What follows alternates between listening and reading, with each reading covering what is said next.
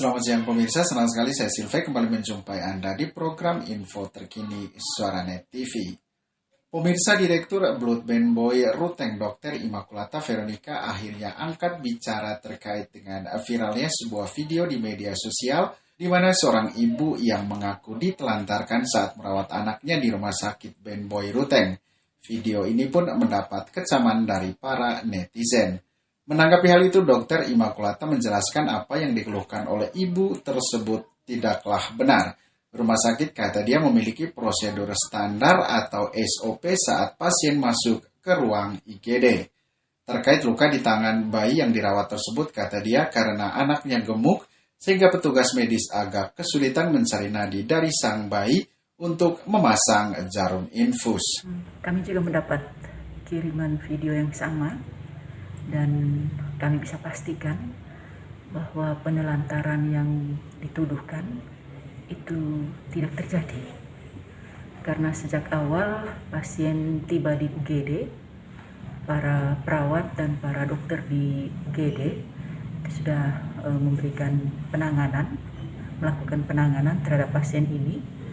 Dan kalau yang dimaksud adalah karena pasien ini lama di UGD, dapat kami jelaskan bahwa bayi berumur 2 bulan ini anaknya cukup gemuk sehingga teman-teman kesulitan untuk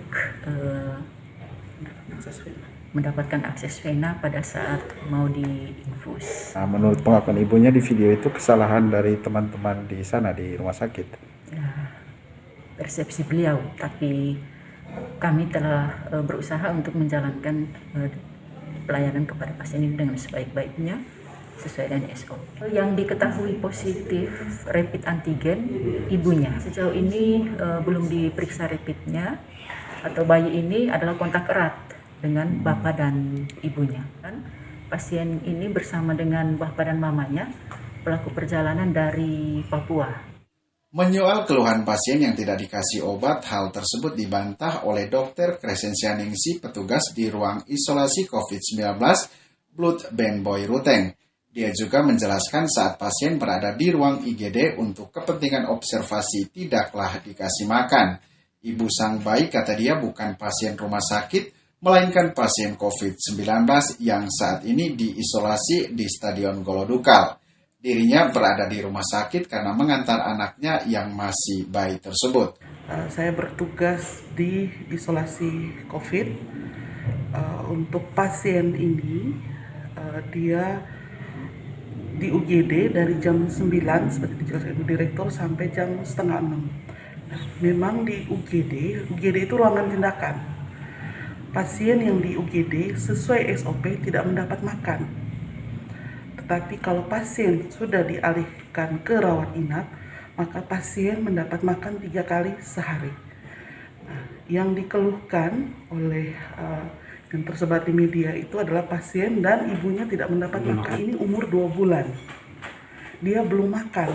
Pasien ini mendapat ASI. Ya, ASI dari ibunya. Nah, ibunya bukan pasien rawat inap. Ibunya adalah pasien rawat jalan. Dia berada di ISO COVID karena dia harus mendampingi anaknya. Tetapi selama dia dirawat inap, mendampingi anaknya, jam 6 sore kemarin itu dia sudah mendapat makan dari rumah sakit sampai dengan sore ini 3 kali sehari dia mendapat makan. 9 pagi, jam setengah 6 sore baru dipindahkan ke ruangan rawat inap. Sebenarnya 2 jam. Lama itu karena mencari akses vena, akses pembuluh darah. Jadi karena tidak berhasil, tidak bisa serta-merta kita pasang lagi, tusuk lagi, tapi kita istirahatkan pembuluh darahnya. Baru nanti kalau dia sudah agak lebih tenang, istilah kami berusaha cari lagi sampai kami mendapat. Nah, di UGD itu terakhir bisa dapat itu jam setengah 6 kurang, sehingga begitu sudah dapat, cairan bisa masuk, pasien dipindahkan ke rawat inap. Hal senada juga disampaikan oleh Kabid P2P Dinkes Manggarai Asunta Jone. Dia menjelaskan riwayat bayi tersebut masuk ke rumah sakit karena ada keluhan dari orang tuanya di mana anaknya memiliki riwayat flu dan batuk. Bayi ini ke Wisma Atlet itu kena bapak-bapaknya positif. Bapak mamanya itu mereka pelaku perjalanan dari Papua, jadi mereka sekelompok mereka tuh memang positif. Ada beberapa orang mereka diantar dari Cibal Barat ke Wisma Atlet, masuk sekitar jam 5, jam 6, jam 7 mereka makan malam biasa. Malam itu memang bayinya agak rewel, dilaporkan, ditangani. Terus besok pagi jam 8 Bapak Camat Cibal Barat WA ke kami. WA bahwa ada keluhan bahwa anak itu panas, demam dan batuk, minta dirujuk. Nah, sebenarnya saat itu sudah diedukasi oleh teman-teman dari bahwa anak ini batuknya biasa gitu. Tapi bapak mamanya bilang kami harus rujuk rumah sakit. Tapi itu diikut bahwa dirujuk. Jadi kami memenuhi keinginan orang tuanya untuk dirujuk. Dan hari itu sekitar jam 8:30 ke jam 9 mereka dirujuk ke rumah sakit. Riwayat anak itu dimasukkan kontak erat terus bergejala, dan dia masih bayi 2 bulan, memang dia harus butuh, mungkin menurut orang tuanya dan menurut saya layak juga dia masuk rumah sakit untuk ditangani oleh dokter. Dia memang saat itu jam pagi setelah makan pagi dia mengantar anaknya ke rumah sakit. Memang mungkin pihak rumah sakit tidak menghitung dia sebagai pasien karena dia memang terdaftarnya di Wisma Atlet, bukan di rumah sakit.